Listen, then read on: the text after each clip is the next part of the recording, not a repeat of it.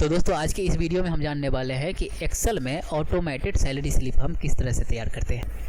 ये automated salary slip क्या होता है ये मैं आपको पहले दिखा देता हूँ। जैसे यहाँ पर पहले से मैं एक सैंपल तैयार करके रखा हुआ हूँ, लेआउट बना करके रखा हुआ हूँ सैलरी स्लिप का। ठीक है, इस सैलरी स्लिप में ये नेम वाला जो सेल है, इस नेम वाले सेल में हमें अपने एम्प्लॉय का नाम लिखना है। या तो आप यहाँ पर एम्प्लॉय का नाम लिख भी सकते हैं, या फिर यहाँ पर मैं पहले से बटन बना करके रखा हुआ हूँ, इस बटन में जा करके मैं गीता का जो नाम है वो मैं चूज कर लेता हूँ। तो जैसे ही मैं इसका नाम चूज किया ना, तो ये देखिए इसका जो है ऑटोमेटेड ये सारा का सारा सैलरी जो है वो बन करके आ गया कि जितना भी पे हेड होता है वो पे हेड यहाँ पर दिया हुआ है, कितना डिडक्शन हुआ है, कितना अर्निंग हुआ है, ग्रॉस सैलरी कितना हुआ, नेट सैलरी कितना हुआ।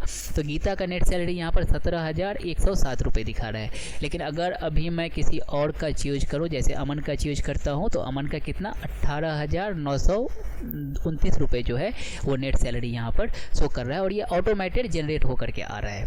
ठीक है, और अगर अभी हमें यहाँ पर ये जो डेटा जहाँ से आ रहा है, जिस टेबल में से ये डेटा आ रहा है नीचे के टेबल में से, इस टेबल पे हमें जाकर के क्रॉस चेक करना रहेगा। तो हम क्या करेंगे, यहाँ पर ये जो टेबल का बटन दिया हुआ है ना, इस टेबल के बटन पर हम जैसे ही क्लिक करेंगे ना, तो ये हमें टेबल पर लेकर के चला जाएगा। और अगर वापस से अभी हमें स्लिप पे जाना है, स्लिप वाले लेआउट पे, तो इस स्लिप पर जैसे ही क्लिक करते हैं तो हम स्लिप पर पहुँच जाते हैं। तो ये बिल्कुल ऑटोमेटेड है। और यहाँ पर टेबल जो है, ये टेबल भी बिल्कुल ऑटोमेटेड है।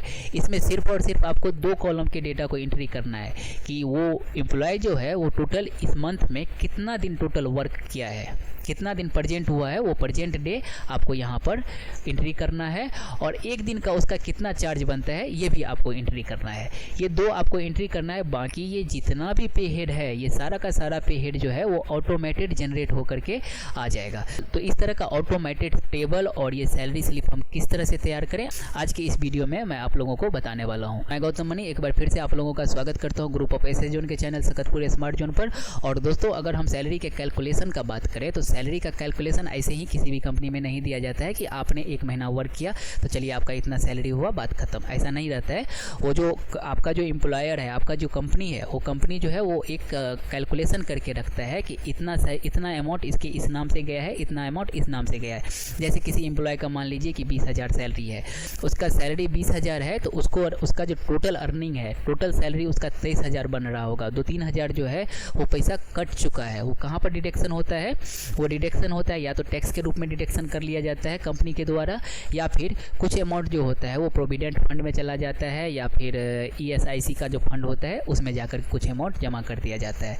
और बचा हुआ जो अमाउंट होता है वही अमाउंट एम्प्लॉय के सैलरी अकाउंट में ट्रांसफ़र किया जाता है। सैलरी का जो हेड होता है वो 2 भागों में बटा हुआ रहता है। एक होता है अर्निंग और दूसरा होता है डिडक्शन। जैसे मान लीजिए कि किसी का बेसिक सैलरी यानी कि मुख्य वेतन जो है वो 17,000 रुपये है, तो उसका HRA जो होता है, ये HRA होता है हाउस रेंट। ठीक है, ये हाउस रेंट आपको कंपनी की तरफ से दिया जाता है। और इसका भी एक रूल होता है, हर एक कंपनी में इस सभी का रूल अलग अलग होता है। ठीक है, जैसे DA हो गया, DR अनाउंसमेंट, यानी कि ये होता है बेरोजगारी भत्ता। ठीक है, सॉरी महंगाई भत्ता। ये महंगाई भत्ता जो होता है वो भी कंपनी अपने रूल के अकॉर्डिंग, हर एक कंपनी में अलग अलग इसका रूल होता है, उस रूल के अकॉर्डिंग कैलकुलेशन करके आपको देता है। और वो ज़्यादातर कंपनी में ना ये बेसिक सैलरी के अकॉर्डिंग ही दिया जाता है कि अगर आपका बेसिक सैलरी 11,000 है तो बेसिक सैलरी का कुछ परसेंट, 30%, 40% या 45% ऐसे उतना जो है आपका HRA होगा। कुछ परसेंट जो है उसका बेसिक सैलरी का वो DA होगा। फिर TA हो जाता है ट्रैवलिंग अलाउंसमेंट, कि आप जहाँ से भी कंपनी के ऑफिस तक पहुँचते हैं उसमें आपका क्या खर्च होता है वो TA हो जाता है, ये भी परसेंटेज में ही बटा होता है। फिर मेडिकल चार्ज होता है। तो ये सभी आपका टोटल अर्निंग के साइड में आ जाता है। ठीक है, और ये अर्निंग टोटल अर्निंग जो होता है उसको कैलकुलेट करने के बाद, टोटल सम करने के बाद जो अमाउंट बनता है उस अमाउंट को हम ग्रॉस सैलरी बोलते हैं। ठीक है, ये आपका ग्रॉस सैलरी जो होता है वो टोटल अर्निंग हो जाता है। और इसके इस साइड, अपोजिट साइड में यहाँ पर देखिए डिडक्शन दिया हुआ है। ये जो आपने ग्रॉस सैलरी 22,000 रुपये यहाँ पर कमाया, इसमें से अब कंपनी कुछ सैलरी जो है वो कट करके आपका रख लेता है। तो वो कौन कौन सा हेड है जिसमें आपका डिडक्शन होता है, तो जैसे PF प्रोविडेंट फंड, ये प्रोविडेंट फंड का भी रूल होता है। प्रोविडेंट का फंड का रूल का बात अगर हम करें, किसी एम्प्लॉय का बेसिक सैलरी और DA सैलरी को दोनों को जोड़ करके अगर 15,000 है तो 15,000 है या 15,000 से अधिक है तो उसका 1,800 रुपये जो है वो कट कर लिया जाता है। लेकिन अगर 15,000 से कम हो जाता है सिर्फ और सिर्फ बेसिक और डीए, तो उसको ये दोनों का जो कैलकुलेशन करके जो अमाउंट आएगा उसका 12% जो है वो कट कर लिया जाता है एम्प्लॉयर के द्वारा। उसी तरह से ईएसआई होता है, तो ईएसआई में भी ना आपका जो टोटल अर्निंग होता है, यानी कि ये जो ग्रॉस सैलरी है आपका, ये ग्रॉस सैलरी का 6% जो है, न्यू रूल जो है अभी 2023 का, उसके अकॉर्डिंग हम बात कर रहे हैं कि 6% जो है वो कट कर लिया जाता है और कट करके ईएसआई अमाउंट में दे दिया जाता है। लेकिन यहाँ पर आपको आपके अकाउंट में आपके अमाउंट में से ही 6% नहीं कटता है, आपके अमाउंट में से 1.75% ही कटता है, ठीक है। और बाकी का जो शेष अमाउंट रहता है वो शेष अमाउंट एम्प्लॉयर के साइड से जमा कर दिया जाता है। लेकिन जितना आपने कमाया उसका 6% जो है वो ईएसआई के अमाउंट में, ईएसआई के अकाउंट में एम्प्लॉयर को पे करना पड़ेगा। उसी तरह से पीएफ में भी एम्प्लॉयर पे करता है। अगर आपका 1,800 रुपये कटता है ना पीएफ के नाम पर, तो एम्प्लॉयर भी आपको पीएफ के अकाउंट में 1,800 रुपये जमा कर देते हैं। और ये पीएफ वाला जो अमाउंट होता है ना, वो आप कुछ दिनों के बाद, यानी कि 6 महीने के बाद, जब आप कंपनी ज्वाइन किया उसके 6 महीने के बाद किसी कारण, कोई एक प्रॉपर कारण दे करके, रीजन दे करके कि हमारा तबीयत ख़राब है या हमें इस तरह इस जगह पर हमारे फैमिली में कुछ वर्क आया है, वहाँ पर हमें पैसा का ज़रूरत है, तो ये प्रॉपर रीजन दे करके आप वहाँ से पैसा को रिफंड भी, मतलब वापस निकाल भी सकते हैं। उसी तरह से यहाँ पर प्रोफेशनल टैक्स होता है, इनकम टैक्स होता है। ये सभी रूल के अकॉर्डिंग आपका सैलरी में से जो आपने कमाया हुआ है, टोटल अर्निंग किया है, उस अर्निंग में से कट कर लिया जाता है। और उसके बाद जो टोटल डिडक्शन होता है वो माइनस करने के बाद जो सैलरी बचता है वही कहलाता है आपका नेट सैलरी। और यही नेट सैलरी जो है वो आपके अकाउंट में एम्प्लॉयर के द्वारा ट्रांसफ़र कर दिया जाता है। तो सबसे पहले दोस्तों हम टेबल को तैयार करेंगे कि जितने भी एम्प्लॉय है उस सभी एम्प्लॉय का नाम होना चाहिए और वो कितने दिन वर्क पे आया है, किस डिपार्टमेंट में काम कर रहा है और उसका जो है चार्ज पर डे क्या है, ये सभी का ऑटोमेटेड टेबल हम तैयार करेंगे। तो ऑटोमेटेड टेबल तैयार करने के लिए हम न्यू शीट पर आ जाएंगे। यहाँ पर हम न्यू शीट को ओपन करेंगे और इस न्यू शीट में हम यहाँ पर टेबल का जो हेडिंग होता है वो हेडिंग लिखेंगे। तो सबसे पहले मैं यहाँ पर लिख देता हूँ एम्प्लॉय नेम, ठीक है। उसके बाद हम नेक्स्ट जो हमारा रहेगा वो रहेगा डिपार्टमेंट नेम या डिपार्टमेंट, ऐसे शॉर्ट में ही मैं डिपार्टमेंट लिख करके आगे बढ़ जाता हूँ। और उसके बाद यहाँ पर हम लिखेंगे प्रेजेंट डेज, कितना दिन ये प्रेजेंट हुआ है वो। नेक्स्ट आएगा हमारा चार्ज पर डे, यानी कि इसका एक दिन का चार्ज कितना बनता है एम्प्लॉय का, वो लिखेंगे। अब हम बात कर लेते हैं पे हेड का। तो पे हेड में बेसिक सैलरी इसका कितना होगा वो, तो यहाँ पर हो जाएगा बेसिक सैलरी। यहाँ पर बेसिक के बाद हम लिखेंगे DA HRA, उसके बाद TA, फिर मेडिकल, और नेक्स्ट आ जाएगा हमारा, बस इतना ही हम रखते हैं। उसके बाद हम रखते हैं किसी कंपनी में और भी भत्ता या और भी जो अनाउंसमेंट होता है वो भी हो सकता है। तो जितना आपके कंपनी में जितना भी अनाउंसमेंट है वो सभी आपको एक एक करके एंट्री कर लेना है। तो हम एज ए रूल अभी नहीं बना रहे हैं, हम एज ए रूल को अवॉइड करते हुए किस तरह से हम कैलकुलेट करते हैं, ऑटो कैलकुलेट करते हैं, हमारा फोकस वहाँ पर रहेगा इस वीडियो में, ठीक है। किसी और वीडियो में हम प्रॉपर रूल पर भी हम डिस्कस करेंगे। यहाँ पर अब हम लिख देते हैं ग्रॉस सैलरी। उसके बाद हम लिखेंगे पीएफ, प्रोविडेंट फंड जो होता है वो पीएफ, उसके बाद ईएसआईसी, उसके बाद पीटी प्रोफेशनल टैक्स, उसके बाद आईटी इनकम टैक्स, और यहाँ पर आ जाएगा टोटल लास्ट में आ जाएगा नेट सैलरी। अब क्या करना है, आपको इसे टेबल के फॉर्मेट में कन्वर्ट कर लेना है। तो टेबल के फॉर्मेट में कन्वर्ट करने के लिए आपको यहाँ से इस सभी को इस तरह से सेलेक्ट कर लेना है और सेलेक्ट करने के बाद कंट्रोल के साथ आपको टी को प्रेस करना है, कंट्रोल प्लस टी। और कंट्रोल प्लस टी प्रेस करने के बाद यहाँ पर माय टेबल हैज हेडर जो है इस पर टिक कर देना है। ये इसलिए हम टिक करते हैं क्योंकि अगर हमने यहाँ पर टिक नहीं किया तो हमारा जो ये हेडिंग है वो हेडिंग नहीं रह जाएगा। ये हेडिंग जो है वो टेबल अपना हिसाब से दे देगा। हम चाहते हैं ना कि यहाँ पर यही हेडिंग जो है ये हमारे टेबल का हेडिंग रहे, तो इसके लिए हमें माय टेबल हैज हेडर पर टिक करके हम ओके पर प्रेस कर देंगे। ठीक है, तो ये हमारा टेबल फॉर्मेट में कन्वर्ट हो करके आ जाएगा। अब हम क्या करेंगे, अब हम इस टेबल का एडवांटेज को भी यूज करेंगे, लेकिन उससे पहले हम इस पर ऑल बॉर्डर अप्लाई कर देते हैं। और अभी हम चले आएंगे टेबल डिजाइन में, और टेबल डिजाइन में आने के बाद इस टेबल का हम एक प्रॉपर नेम दे देंगे। तो यहाँ पर इसका टेबल का जो बाय डिफ़ॉल्ट नेम है वो टेबल 7 है, लेकिन मैं इसका नाम देना चाहता हूँ सैलरी SLA। ठीक है, SLA सैलरी, शॉर्ट नेम दे दिए SLA। इससे क्या होगा कि कल के डेट में अगर हमें कहीं पर टेबल को मेंशन करना रहता है किसी भी फार्मूला में होगा, जैसे कि हमें यहाँ पर इक्वल टू और ये टेबल को फार्मूला में मेंशन करना है, तो हमें इस तरह से टेबल को सेलेक्ट करने का ज़रूरत नहीं पड़ेगा। हम क्या करते हैं ना, सीधे टेबल का जो ये नेम होता है SLA, ये SLA लिखेंगे और इस पर से हम यहाँ पर इस टेबल को ऐसे सेलेक्ट कर लेंगे, तो भी ये सारा का सारा टेबल जो है वो सेलेक्ट हो करके आ जाएगा। तो इसके लिए हम इसको क्या करते हैं, टेबल फॉर्मेट में कन्वर्ट कर देते हैं और उस टेबल को हम एक प्रॉपर नेम भी दे देते हैं कि कल के डेट में हमें अगर कहीं कभी भी टेबल को मेंशन करना रहेगा तो हम नाम के अकॉर्डिंग हम उसको मेंशन कर देंगे। ठीक है, तो इस तरह से हमें पहले इतना काम कर लेना है। उसके बाद जितना भी आपके पास एम्प्लॉय है वो एम्प्लॉय के नाम को यहाँ पर लिख लेना है। तो एम्प्लॉय का नाम मैं यहाँ से कॉपी कर लेता हूँ। इसको कॉपी करने के लिए क्या करना है, यहाँ पर ऊपर वाला जो सेल है इस पर क्लिक कीजिए और इसका शॉर्टकट की होता है कंट्रोल शिफ्ट और down, control plus shift plus down press करके इस तरह से डाउन को प्रेस कीजिएगा तो ऊपर से लेकर नीचे तक ये कॉलम जो है ये आपका सेलेक्ट हो जाएगा। इसको आप कंट्रोल C कर लीजिए, कॉपी कर लीजिए कंट्रोल C प्रेस करके, और फिर यहाँ पर इस एम्प्लॉय नेम में आना है और यहाँ पर कंट्रोल अल्ट V को प्रेस करना है। यहाँ पर आप डायरेक्ट कंट्रोल V मत प्रेस कीजिएगा, आपको पेस्ट स्पेशल करना है, क्योंकि उससे क्या होता है कई बार कि एरर आने का चांसेस जो रहता है वो बिल्कुल 0 हो जाता है। तो यहाँ पर आप कंट्रोल अल्ट V प्रेस कीजिए या फिर ये यहाँ से राइट क्लिक कीजिए और राइट क्लिक करने के बाद यहाँ पर पेस्ट स्पेशल आएगा। इस पेस्ट स्पेशल पे आपको क्लिक करना है और यहाँ से वैल्यू चूज करना है। ये जो पेस्ट वाला ऑप्शन है ना यहाँ पर ऊपर में, यहाँ से वैल्यू को चूज करना है और ओके पर क्लिक कर देना है। तो ये सारा का सारा जो है एम्प्लॉय का नाम यहाँ पर कॉपी होकर के आ गया। अब बात कर लेते हैं हम डिपार्टमेंट का। तो देखिए डिपार्टमेंट का तो हम ऑटोमेटेड पूर्ण रूप से नहीं बना सकते हैं, लेकिन हाँ लिखने के लिए अगर हमें पता है कि हमारे कंपनी में, और पता है क्या, हमें पता होगा ही अगर हम कंपनी में एज ए अकाउंटेंट या एज ए क्लर्क वर्क करते हैं तो आपके कंपनी में कितना डिपार्टमेंट है वो आपको पता होगा ही।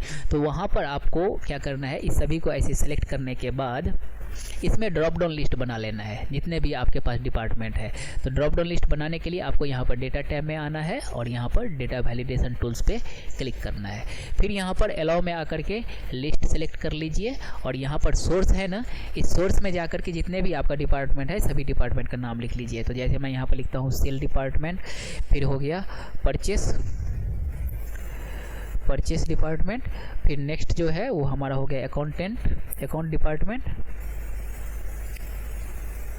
और नेक्स्ट हो जाएगा कॉमा लगा करके आपको लिखना है, और एक नेक्स्ट हो जाएगा मैनेजर कैटेगरी का अगर है यहाँ पर तो खैर मैनेजर का हम नहीं देंगे, ये हम 3 ही अभी देते हैं। ठीक है, और ओके पर क्लिक करते हैं। ओके पर क्लिक करेंगे तो यहाँ पर जो है वो टेबल बन करके आ जाएगा। ये बटन लग गया है। यहाँ से आप ये तीनों में से कोई भी एक डिपार्टमेंट जिस डिपार्टमेंट का है वो डिपार्टमेंट आपको एक बार सेलेक्ट कर ही लेना है, क्योंकि आपको ये टेबल जो है ना वो एक ही बार बनाना है और साल भर आप इसमें कैलकुलेशन कर सकते हैं हर महीने के लिए, वो हम आगे वीडियो में जानेंगे। ठीक है, तो आपको एक ही बार यहाँ पर एंट्री करना है, क्योंकि मान लीजिए कि हरिओम जो है वो हरिओम मान लीजिए सेल्स डिपार्टमेंट में काम कर रहा है तो वो हर महीने सेल्स डिपार्टमेंट में ही काम करेगा। रेयर केस में ही वो उसका डिपार्टमेंट चेंज होता है। तो यहाँ पर आप एक बार अगर मेंशन कर देते हैं तो साल भर के लिए आप रिलैक्स हो जाओगे। ठीक है, तो यहाँ पर सेल हम डिपार्टमेंट सेलेक्ट कर लेंगे। अगर अभी इसमें आपको एंट्री करते समय शॉर्टकट चाहिए ना, तो ड्रॉप डाउन लिस्ट का शॉर्टकट होता है अल्ट के साथ आप डाउन एरो को प्रेस कीजिएगा। ये अल्ट बटन को प्रेस करके डाउन एरो को जैसे ही प्रेस करेंगे तो यहाँ पर ये लिस्ट जो है वो बन करके आ जाएगा। उसके बाद एरो बटन की मदद से ही आप जो भी यूज करना चाहते हैं वो ऑप्शन को चूज कर लेना है। ठीक है, इस तरह से आप यहाँ पर सभी का डिपार्टमेंट भी लिख दीजिएगा। दिया। ठीक है, अब यहाँ पर आता है प्रेजेंट डेज। तो प्रेजेंट डेज कौन कितना दिन वर्क किया है वो तो आपको एंट्री करना पड़ेगा इसमें, ये ऑटोमेटेड नहीं होता है। ठीक है, तो मान लीजिए हरिओम 25 डेज आया तो यहाँ पर 25 डेज लिख देना है। और उसके बाद आता है चार्ज पर डे। तो चार्ज पर डे भी एक बार तो आपको मेंशन करना पड़ेगा। ठीक है, फिर आपको साल भर मेंशन नहीं करना है, या जब तक उसका चार्ज पर डे इंक्रीमेंट या डिक्रीमेंट नहीं होता है तब तक आपको किसी भी तरह का चेंजिंग नहीं करना है। तो एक बार आपको यहाँ पर भी एंट्री करना पड़ेगा। मान लीजिए हरिओम का जो चार्ज है वो 550 रुपये पर डे का है, तो यहाँ पर 550 रुपये आपको लिख लेना है। और यहाँ पर ये 2 सेल को जो है ना वो आपको 2 सेल तो नहीं, यहाँ ये 2 सेल को बार बार आपको एंट्री करना ही पड़ेगा। तो इसको क्या कीजिए ना, इस दोनों सेल को ये दोनों कॉलम को सेलेक्ट करके और कलर है इस फिल कलर में जा करके इसको थोड़ा डिफरेंट कलर दे दीजिए, कि इससे ये मालूम चलेगा हमें कि ये दोनों सेल को हमें ये दोनों कॉलम को एंट्री करना है, बाकी सारा का सारा जो है ना वो ऑटोमेटेड है। और इसको हम लॉक करके भी आगे रख लेंगे। ठीक है, तो अभी बारी आया बेसिक सैलरी का। तो अगर एक दिन का इसका 550 रुपये है तो ये 25 दिन काम पे आया है, तो टोटल इसका कितना सैलरी हो जाएगा बेसिक। तो इस दोनों को हम मल्टीप्लाई कर देंगे, इक्वल टू ये present day multiply charge per day, और इसको इंटर प्रेस कर देंगे। तो ये देखिए यहाँ पर 1375 रुपये जो है इसका बेसिक सैलरी बन करके आ गया। अब बारी आया डीए का, डियर अलाउंसमेंट यानी कि महंगाई भत्ता। तो डीए का वो जो होता है वो आपके कंपनी के रूल के अकॉर्डिंग, आपका कंपनी क्या पे करता है क्या नहीं पे करता है वो आपको पता होगा। यहाँ पर मैं रेंडमली एक रूल को फॉलो करता हूँ कि मान लीजिए कि 40% जो है बेसिक सैलरी का वो डीए है, या 30% मैं यहाँ पर ले लेता हूँ। तो क्या करेंगे हम यहाँ पर फॉर्मूला लगाएंगे कि बेसिक सैलरी का 30%। तो यहाँ पर इक्वल टू ये सेल मल्टीप्लाई 30 शिफ्ट % करके इंटर प्रेस करेंगे। तो यहाँ पर इसका भी कैलकुलेशन हो करके आ गया। अभी इसी तरह से HR का भी हम ले लेंगे। तो यहाँ पर इक्वल टू यहाँ पर जो रूल होगा वो रूल को हम फॉलो करेंगे। हम यहाँ पर रूल को फॉलो करते हैं कि बेसिक सैलरी का 40% जो है वो HR का होता है। और इसका हर एक कंपनी में, मैं फिर से बता दे रहा हूँ कि हर एक कंपनी में इसका रूल अलग अलग होता है। कोई कंपनी नहीं भी पे करता है, कोई कंपनी पे करता भी है, तो बोलता है कि आपके सिटी का जो चार्ज है हम उतना ही पे करेंगे। ठीक है, तो यहाँ पर हम ये बेसिक सैलरी का 35% ही हम लेते हैं। 35% ले लिए और इंटर प्रेस कर दिए, तो इसका भी कैलकुलेशन हो करके आ गया। टीए जो है वो टीए हो जाएगा हमारा बेसिक सैलरी का 15%, इक्वल टू बेसिक सैलरी का 15%। ठीक है, इंटर प्रेस कर दीजिए, ये भी आ जाएगा। मेडिकल, अब मेडिकल किसी किसी कंपनी में अलग अलग रूल, अब मेडिकल का जो रूल होगा वो रूल आपको यहाँ पर फॉलो कर लेना है। तो यहाँ पर मैं रूल फॉलो नहीं करके, ठीक है, तो यहाँ पर हम रूल फॉलो कर लेते हैं कि ये बेसिक सैलरी का 10% है। बेसिक सैलरी का 10% इंटर प्रेस करेंगे। ये क्या हो गया, मल्टीप्लाई करना पड़ेगा, मल्टीप्लाई 10%, और यहाँ पर परसेंटेज का लग गया। तो यहाँ पर हम परसेंटेज का जो है वो फॉर्मेट चेंज करेंगे यहाँ से जा कर के, और यहाँ पर लगा देंगे जनरल। तो ये जनरल जो है वो बन करके आ गया। अभी बारी आया ग्रॉस सैलरी का। ग्रॉस सैलरी, 1 मिनट, यहाँ पर स्पेलिंग मिस्टेक है, ग्रॉस सैलरी। तो ग्रॉस सैलरी में ना आपको यहाँ पर सम कर देना है। ये चारों का चारों जो सेल है, जितना कमाया है बेसिक से लेकर के ये मेडिकल तक, सभी को कैलकुलेट करके यहाँ पर ऐड कर देना है। तो ऐड करने के लिए क्या करना है, इसका शॉर्टकट होता है, या तो आप इक्वल टू सम भी यूज कर सकते हैं, सम फार्मूला यूज कर सकते हैं, या सम फार्मूला का जो शॉर्टकट होता है वो होता है अल्ट के साथ आप इक्वल टू को प्रेस कीजिए। तो जैसे ही अल्ट के साथ इक्वल टू को प्रेस करेंगे तो ये जितना भी नंबर वाला सेल है ना ये सभी को ऑटोमेटेड सेलेक्ट कर लेगा। तो यहाँ पर देखिए प्रेजेंट डे को भी सिलेक्ट करते हुए जा रहा है, तो हमें यहाँ से नहीं सेलेक्ट करना है, हमें यहाँ पर बेसिक से लेकर के मेडिकल तक ऐसे दोबारा से हम इसको ऐसे सेलेक्ट करेंगे तो वो रिप्लेस हो जाएगा, और ये सम हो करके इसका जो वैल्यू है वो ग्रॉस सैलरी वो यहाँ पर बन करके आ जा रहा है। तो ग्रॉस सैलरी तक तो हमारा हो गया, ये टोटल अर्निंग हो गया। अब बात कर लेते हैं हम डिडक्शन का। तो पीएफ का जो है, यहाँ पर पीएफ का जो रूल होता है वो रूल होता है कि बेसिक प्लस डीए का, बेसिक प्लस डीए अगर 15,000 या 15,000 से अधिक है तो उसको 1800 रुपये कट होगा, और अगर उससे कम है, 15,000 से कम है, तो जितना बेसिक प्लस डीए का जितना टोटल अमाउंट होता है जोड़ करके वो उस अमाउंट का 12% जो है वो सैलरी में से कट हो जाएगा। तो यहाँ पर हम इफ फार्मूला का यूज करेंगे और ये रूल हम यहाँ पर प्रॉपर ढंग से लिखेंगे। तो सबसे पहले हम यहाँ लिखेंगे इफ ठीक है। इफ में लॉजिकल टेस्ट जो है यहाँ पर हमारा कंडीशन क्या होगा, यहाँ पर एक और कॉमा ब्रैकेट ऑन करते हुए यहाँ पर हम कंडीशन लिखेंगे कि बेसिक प्लस ये DA दोनों को जोड़ करके अगर ग्रेटर देन और इक्वल टू 15,000 है तो 1,800 रुपये जो है इसका कट होगा। अदरवाइज अगर इससे अधिक नहीं है तो यहाँ पर ये बेसिक, यहाँ पर फिर से ब्रैकेट ऑन करेंगे और लिखेंगे ये basic plus DA bracket close करके इसका 12% जो है वो कट होगा और ब्रैकेट को क्लोज करते हुए इंटर प्रेस कर देंगे। एक बार फिर से इस फार्मूला को देख लीजिए कि हमने क्या रूल लगाया लॉजिकल टेस्ट में। लॉजिकल टेस्ट में हमने लगाया कि बेसिक प्लस DA को कैलकुलेट करने के बाद, यानी कि सम करने के बाद अगर अमाउंट 15,000 या 15,000 से अधिक हो जाता है तो उसको 1,800 रुपये मात्र कट होगा, ठीक है। और अगर 15,000 या 15,000 से अधिक क्रॉस नहीं करता है तो बेसिक और DA को ऐड करने के बाद जो अमाउंट बनता है ना, उस अमाउंट का 12% उसका कट जाएगा, ठीक है। तो यहाँ पर वही हम लिख दिए हैं और यहाँ पर इंटर प्रेस करेंगे तो ये देखिए यहाँ पर जो है ना, ये बेसिक है 13,750 रुपये और यहाँ पर DA है 4,1250 रुपये, तो 15,000 से क्रॉस कर जा रहा है, इसलिए यहाँ पर बेसिक जो है वो 1,800 रुपये आ रहा है। लेकिन यहीं पर मैं पप्पू का अगर बात करूँ और पप्पू का अगर मान लीजिए 22 डेज ये प्रेजेंट है और यहाँ पर ये 20 डेज ही प्रेजेंट है, यहाँ सॉरी चार्ज पर डे जो है इसका 350 रुपये ही है, ठीक है। तो कितना हो गया यहाँ पर 7,500 रुपये बेसिक हो गया और DA 2,000 यानी 2310 रुपये आ रहा है। तो यहाँ पर 12% ये 15,000 क्रॉस नहीं कर रहा है, तो ये दोनों अमाउंट जो है जोड़ करके उसका 12% जो है यहाँ पर कट हो करके आ रहा है, ठीक है।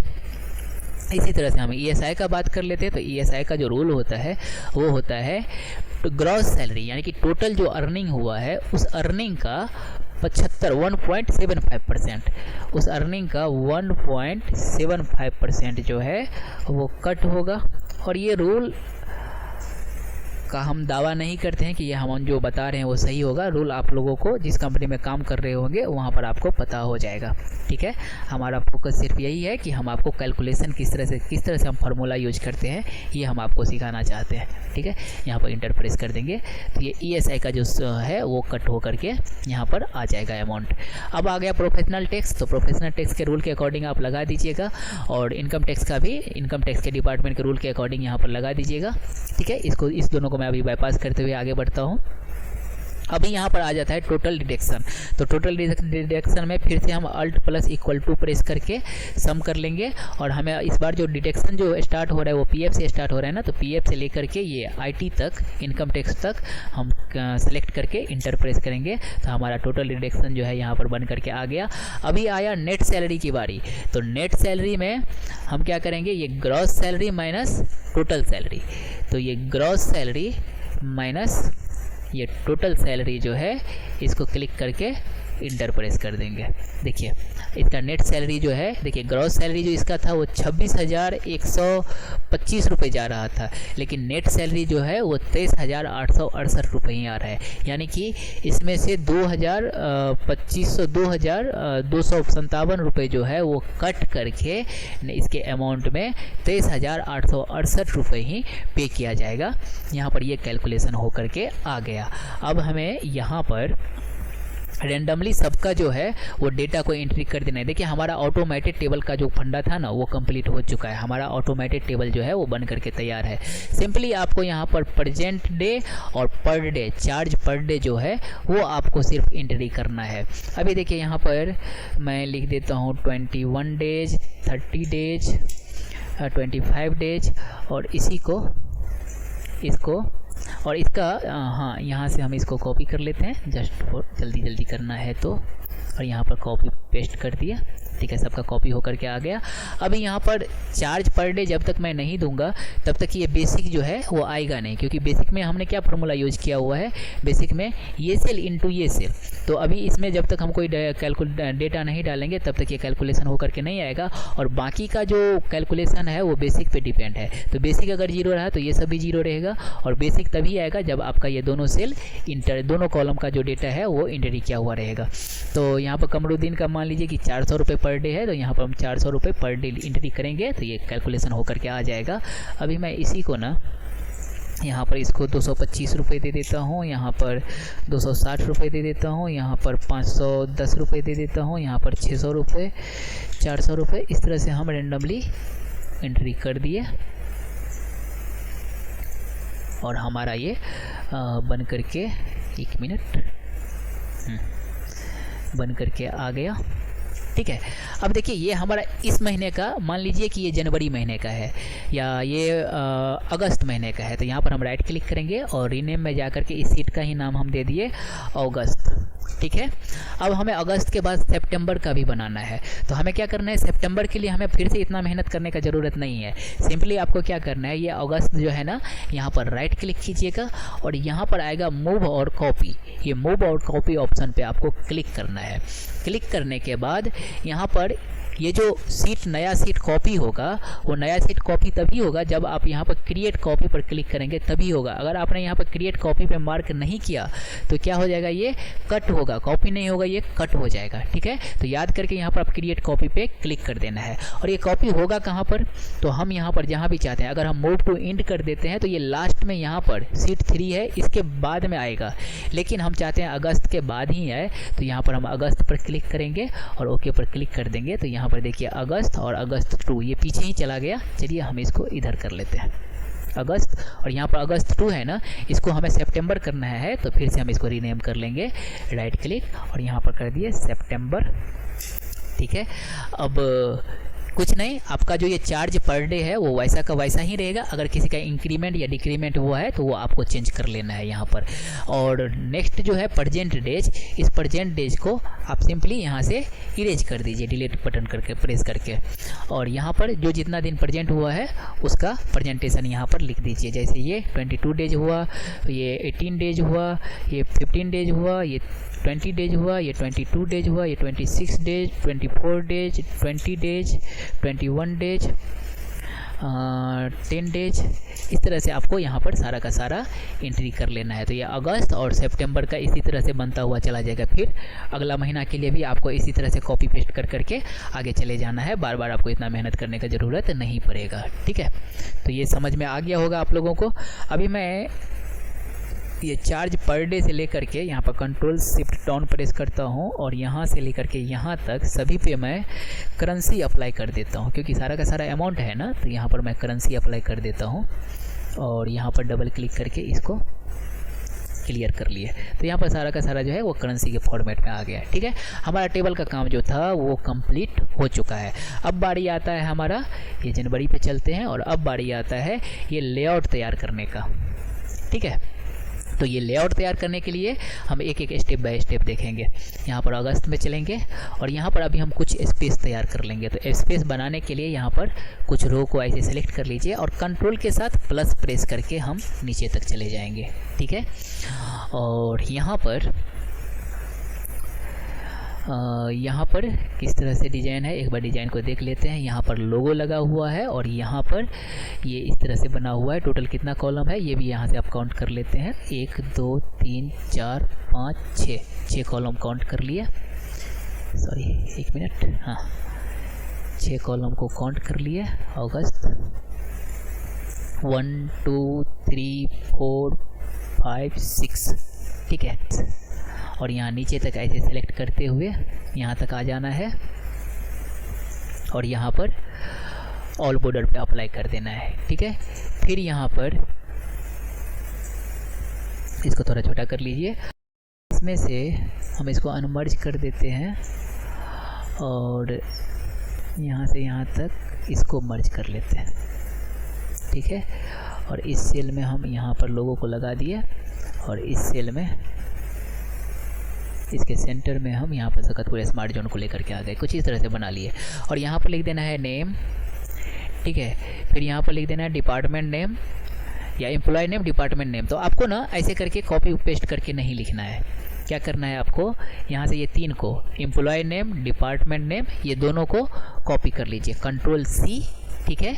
और यहाँ पर आपको क्लिक करना है, ये इसको हटाते हुए हटा देता हूँ, और यहाँ पर क्लिक करना है और यहाँ पर आपको पेस्ट स्पेशल फिर से करना है। तो कंट्रोल अल्ट V प्रेस करके पेस्ट स्पेशल, ये नहीं हुआ कॉपी, फिर से हमें कॉपी करना पड़ेगा, कंट्रोल C और यहाँ पर कंट्रोल अल्ट V प्रेस करेंगे, ठीक है। और यहाँ पर वैल्यू पर क्लिक करेंगे और यहाँ पर दिया हुआ है ट्रांसपोज, इस ट्रांसपोज पर हम क्लिक करके ओके पर प्रेस कर देंगे। तो डिपार्टमेंट नेम जो था ना यहाँ पर एक रो में था, तो यहाँ पर एक कॉलम में ट्रांसपोज होकर के आ गया। ट्रांसपोज का एक्चुअली यही काम ही होता है कि अगर आपने यहाँ से लेकर के यहाँ तक इसको कॉपी करके अगर आप यहाँ पर इसको ट्रांसपोज करते हैं ना, तो यहाँ पर ये रो में है ना, ये रो में है ना सारा का सारा कॉलम, ये सेल डेटा, तो ये सारा का सारा कॉलम में आ जाएगा। कंट्रोल अल्ट V और यहाँ पर ट्रांसपोज दिखेगा और इस पर क्लिक करेंगे तो वो क्या हो गया, वो यहाँ पर रो से कॉलम में आ जाता है। तो यही काम होता है ट्रांसपोज का। तो वही ट्रांसपोज ऑप्शन का हम यहाँ पर यूज करके एक साथ ये दोनों को रो से कॉलम में कन्वर्ट कर लिए। ये हमारा दोनों नाम आ गया।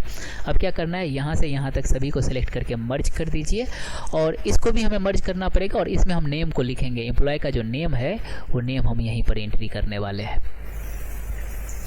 तो आपको ना अभी बार बार इसको भी ऐसे मर्ज करने का ज़रूरत नहीं है। इसको जो आपने मर्ज किया हुआ है यहाँ पर, ये इस कर्सर पे इस पॉइंट पर माउस को लेकर के आइएगा और यहाँ से लेकर के यहाँ तक 3 कॉलम को इस तरह से, रो को इस तरह से सेलेक्ट करते हुए छोड़ दीजिएगा।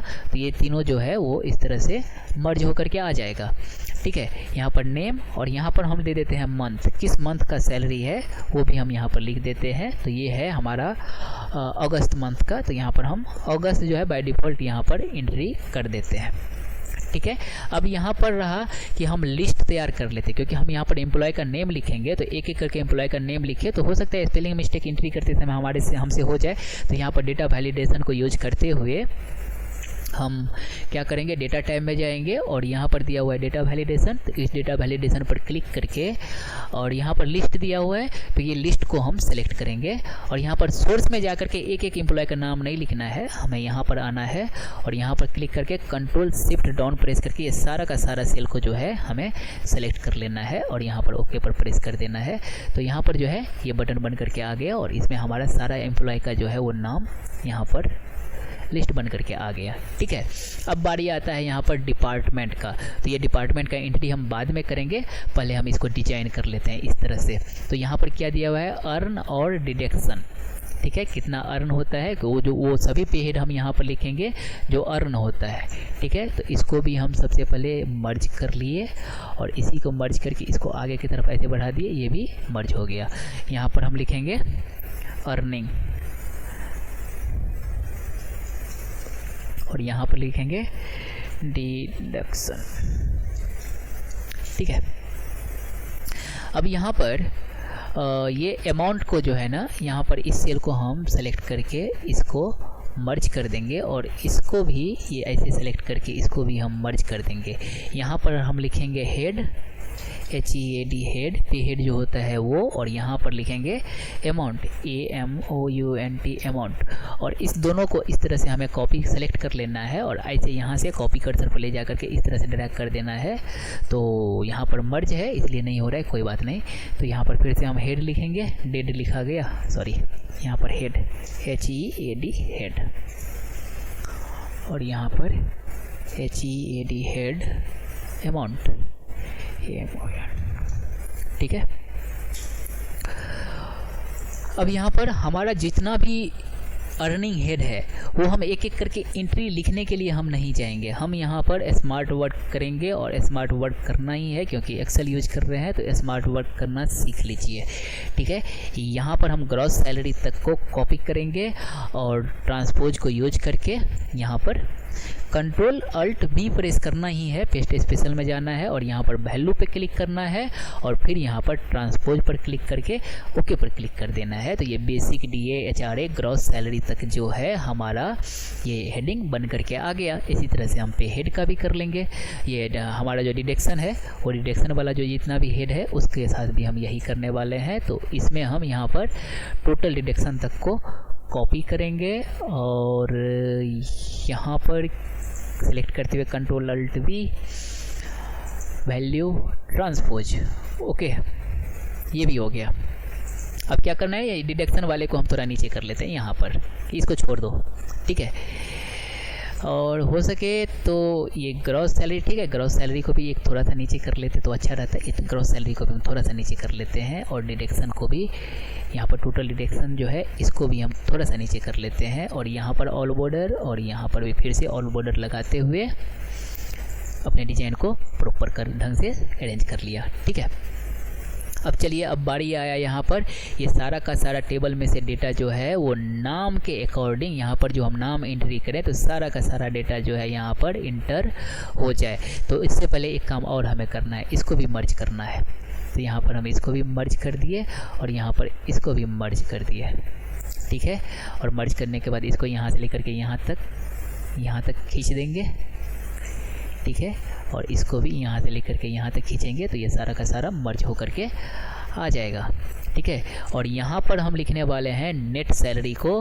तो ये नेट सैलरी को यहाँ से लेकर के यहाँ तक मर्ज कर देंगे और इस नेट सैलरी को हम कॉपी करेंगे, यहाँ से कॉपी और फिर यहाँ पर कंट्रोल अल्ट V प्रेस करते हुए वैल्यू, हमेशा याद रखिएगा वैल्यू ही आपको प्रेस करना है, नहीं तो क्या होगा यहाँ पर जो डिज़ाइन है ना टेबल का फॉर्मेट का वो भी यहाँ पर आकर के पेस्ट हो जाएगा, वो आगे चल कर के प्रॉब्लम कर सकता है फार्मूला में। तो यहाँ पर हम वो बोल रहा है कि ये मर्ज है तो कोई बात नहीं, इसको हमें सबसे पहले अनमर्ज करना पड़ेगा, कोई बात नहीं। यहाँ पर हम इसके डेटा को ही कॉपी कर लेते हैं, यहाँ से ये जो कंटेंट लिखा हुआ है नेट सैलरी इसको कॉपी कर लिए और यहाँ पर पेस्ट इसलिए नहीं हो रहा है ना क्योंकि यहाँ पर हम मर्ज कर दिए हैं इसके लिए, ठीक है। इस तरह से हम नेट सैलरी लिख दिया। अब बारी आता है एंट्री करने का। तो हम यहाँ पर यूज करेंगे वी लुकअप और मैच फार्मूला का। तो यहाँ पर क्या लिखना है, इक्वल टू वी लुकअप। अभी यहाँ पर वी लुकअप लिखे ना, तो लुकअप वैल्यू में हम नेम वाला जो सेल है इसको सेलेक्ट करेंगे और इसको हम लॉक कर देंगे F4 प्रेस करके। वी लुकअप में अगर आपको अच्छे से आता होगा तो आपको समझ में आ गया होगा कि हम इसको क्यों लॉक करते हैं और वी लुकअप किस तरह से यूज करते हैं, ठीक है। उसके बाद आता है टेबल एरे। टेबल एरे में अभी हमको यहाँ पर टेबल जाकर के सिलेक्ट करने का ज़रूरत नहीं है क्योंकि हम पहले ही इस टेबल का नाम दे दिए थे।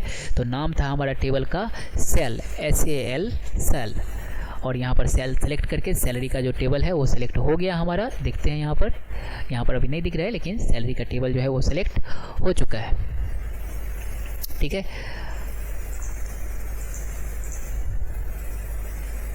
एक मिनट, हाँ, ये सेल सिलेक्ट हो गया, कॉमा, और यहाँ पर दिया हुआ है कुल इंडेक्स नंबर। तो ये डिपार्टमेंट जो है इसका कॉलम कितना है, 2 नंबर है, तो हम यहाँ पर 2 नहीं लिखेंगे। यहाँ पर हम चाहते हैं कि खुद ब खुद यहाँ पर 2 जो है वो ऑटोमेटेड इस डिपार्टमेंट नेम के अकॉर्डिंग आ जाए।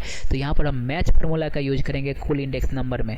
यहाँ पर लिखेंगे हम मैच, ठीक है। और यहाँ पर दिया हुआ है लुकअप वैल्यू, तो मैच का लुकअप वैल्यू हमारा हो जाएगा ये सेल। इस सेल को सेलेक्ट करेंगे।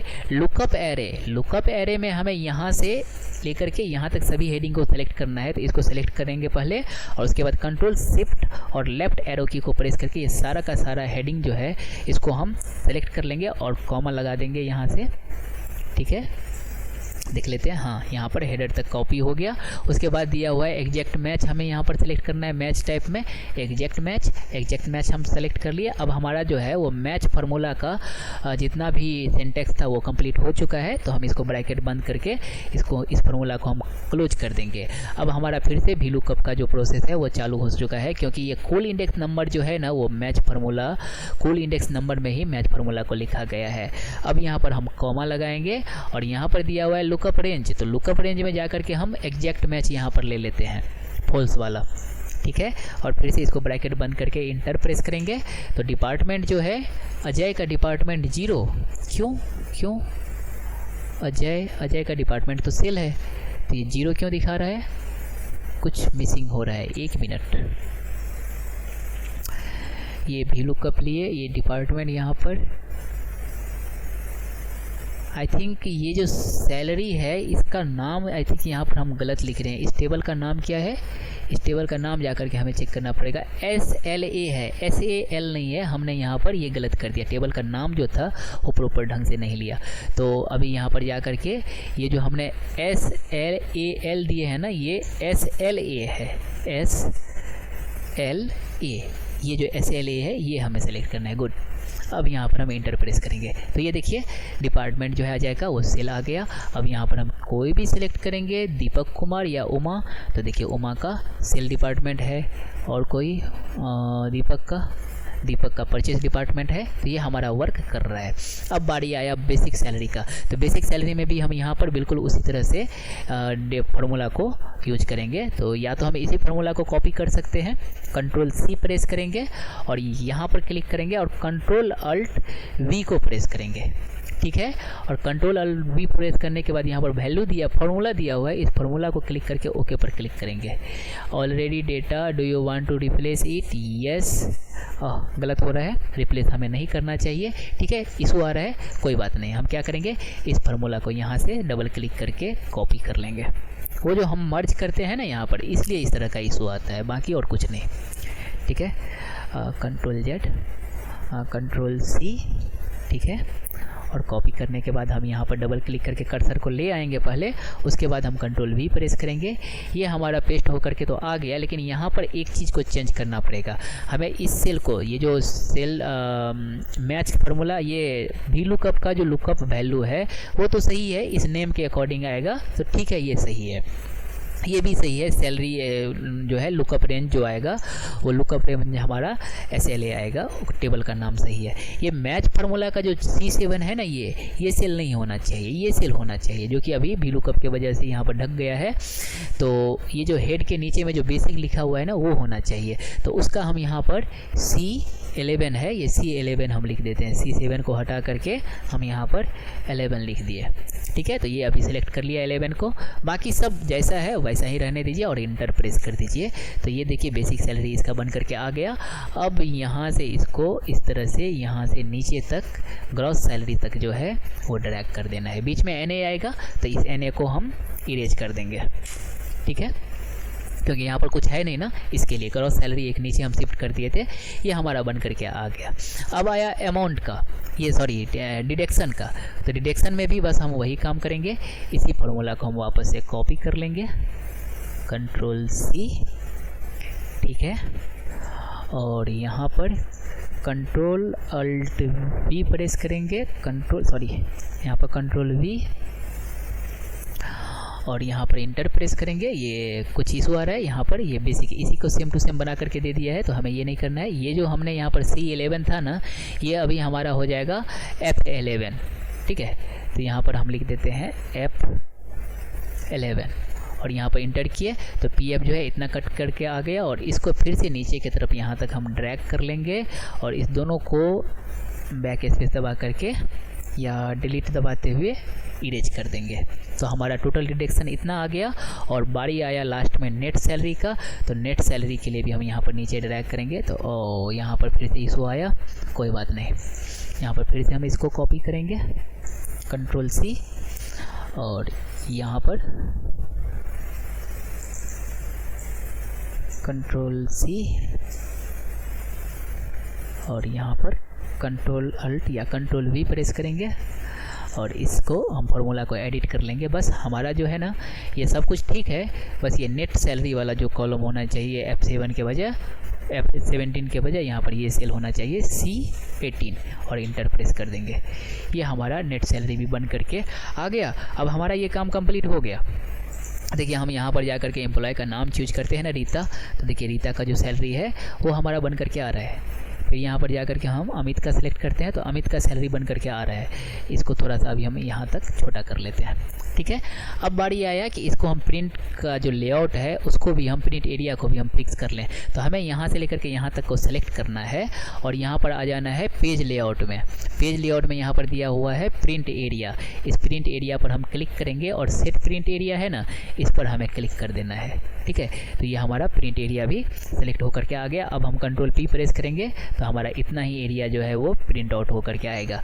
अब आप इसके अकॉर्डिंग ही अब पेज को से चूज करना चाहते हैं तो यहाँ से जा कर के लेटर में, लेटर के बजाय आप स्टेटमेंट ले लीजिए, तो स्टेटमेंट में कट होगा।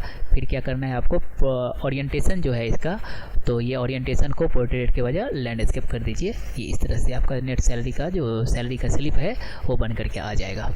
ठीक है, तो इतना काम हमारा हो गया, बन करके तैयार हो गया। अब नेक्स्ट लास्ट का जो काम है वो है हमारा मैक्रो का। ये स्लिप बटन और टेबल बटन को हमें तैयार करना है। तो इसके लिए क्या करना है आपको, यहाँ पर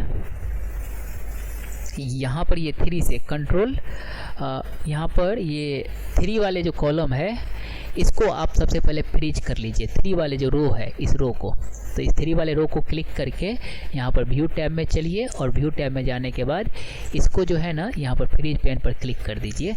इससे क्या होता है, फ्रीज पेन के से काम क्या हो जाता है कि जब हम इसको ड्रैग करेंगे ना तो देखिए ये यहाँ तक ये दोनों सेल जो है 1 और 2 सेल, ये 1 और 2 रो, ये रो जो है वो ऊपर नीचे कहीं पर भी ड्रैग नहीं करता है, वो फ्रीज हो चुका है, वहाँ पर रुक चुका है। बाकी जो 3, 4, 5 नीचे का जो भी है वो अप डाउन के डायरेक्शन में मूव कर रहा है। तो इसको हम यहाँ पर फिक्स कर दिए। फिर इस दोनों को ऐसे सेलेक्ट करके इसको एक अच्छा सा कलर भी दे देते हैं। कलर दे दिए हम ये वाला, ठीक है, ये ब्लू कलर हम ले लेते हैं। जो हमारा फेवरेट है वो हम लेते हैं, आपका जो फेवरेट है आप वो ले लीजिएगा। अभी यहाँ पर क्लिक करेंगे और क्या करेंगे, यहाँ पर एक मैक्रो हमें रिकॉर्ड करना है। तो व्यू टैब में जाएंगे यहाँ पर और यहाँ पर दिया हुआ है मैक्रो, इस मैक्रो को क्लिक करके यहाँ पर रिकॉर्ड मैक्रो पर क्लिक करेंगे और यहाँ पर मैक्रो का नाम हम दे देते हैं SL, ठीक है, और इंटर प्रेस करेंगे। और यहाँ पर सिंपली इस टेबल को सामने ले करके यहाँ पर एम्प्लॉय का जो नेम है ना, इस पर आपको ऐसे क्लिक कर देना है और मैक्रो को जा करके बंद कर देना है। इतना ही मैक्रो में काम करना है बस। यहाँ पर स्टॉप रिकॉर्डिंग कर दीजिए, हो गया, हमारा एक मैक्रो बन गया। अब फिर से इस सामने में हम क्लिक कर लेंगे ऊपर में और यहाँ पर जाने के बाद फिर से रिकॉर्ड मैक्रो पर क्लिक करेंगे। अभी दे देते हैं TLB, टेबल का ये मैक्रो का नेम दे दिए और यहाँ पर ओके प्रेस करेंगे। अभी हमारा रिकॉर्डिंग चालू है, बस हम टेबल को यहाँ पर प्रॉपर ढंग से सामने लेकर के आएंगे और ये जो एम्प्लॉय नेम है, इस एम्प्लॉय नेम पर हम ऐसे क्लिक करेंगे और उसके बाद इस मैक्रो को भी हम स्टॉप कर देंगे। ठीक है, हमारा दोनों मैक्रो जो है वो बन करके तैयार हो गया। अब क्या करेंगे, हम यहाँ पर इंसर्ट में जाएंगे और यहाँ पर ये जो बटन है ना, ये शेप, इस शेप को हम इस तरह से ड्रैग करके इस तरह से ड्रॉ कर लेंगे और इस पर हम लिखेंगे, इस दोनों को दो टेबल बना लेते हैं, कंट्रोल D डुप्लीकेट करके यहाँ पर ये दोनों टेबल हम बना लिए और यहाँ पर इस टेबल का हम कलर चेंज कर देते हैं। कलर जो है ये शेप फॉर्मेट में जा करके इसका भी कलर हम पीला ले लेते हैं और इसका भी कलर हम पीला ले लेते हैं और यहाँ पर जा करके लिख देते हैं स्लिप। ठीक है, ये स्लिप वाइट कलर में लिखा हुआ आया। ठीक है, यहाँ पर चल करके हम होम में चल करके इसको रेड कर देते हैं और इसको अलाइन सेंटर करके बीच में ले आते हैं, फिर बोल्ड कर देते हैं कि दिखने में थोड़ा अच्छा लगे। और यहाँ पर भी हम कर देते हैं टेबल।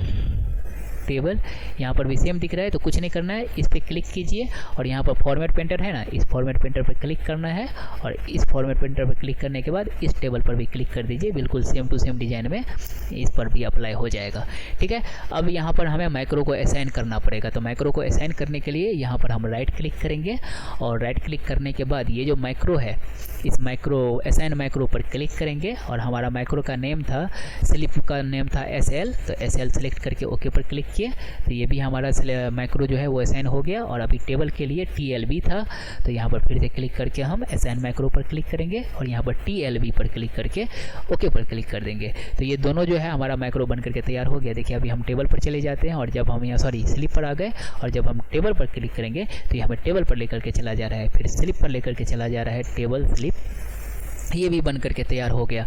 तो उम्मीद करता हूँ आप लोगों को ये समझ में आ गया होगा कि ऑटोमेटेड एक्सेल में हम ऑटोमेटेड सैलरी स्लिप किस तरह से तैयार करते हैं। हाँ, यहाँ पर हमने एक चीज़ को अवॉइड किया है और मिस्टेक बोल सकते हैं, क्योंकि यहाँ पर हम किसी भी रूल को फॉलो नहीं किए, क्योंकि हमारा पर्पस बस इतना ही था कि आपको कैलकुलेशन करना सिखाया जाए। और ये कितना बेहतर है वो आप इससे अंदाज़ा लगा सकते हैं कि ये अगर आपने एक बार बना लिया इस दोनों को, तो आपको क्या करना है, आपके कंपनी में जो भी एम्प्लॉय का नाम आएगा वो आप यहाँ पर एडिट करते जाओगे इस टेबल को। बाकी तो टेबल ऑटोमेटेड बना ही हुआ है, और हर महीने में इसी टेबल को फॉलो करके कॉपी पेस्ट कर करके आप बड़े ही आसानी से साल भर का या जब तक आप वर्क कर रहे हैं तब तक इस टेम्पलेट से सबका सैलरी को मेंटेन कर सकते हैं कम समय में। ठीक है, तो उम्मीद करता हूँ ये वीडियो आपको अच्छा लगा होगा और कुछ सीखने को ज़रूर मिला होगा। मिलते हैं फिर किसी अच्छे अगले वीडियो में ऐसे ही कुछ इन्फॉर्मेटिव और यूजफुल वीडियो के साथ। ठीक है, वीडियो देखने के लिए बहुत बहुत धन्यवाद।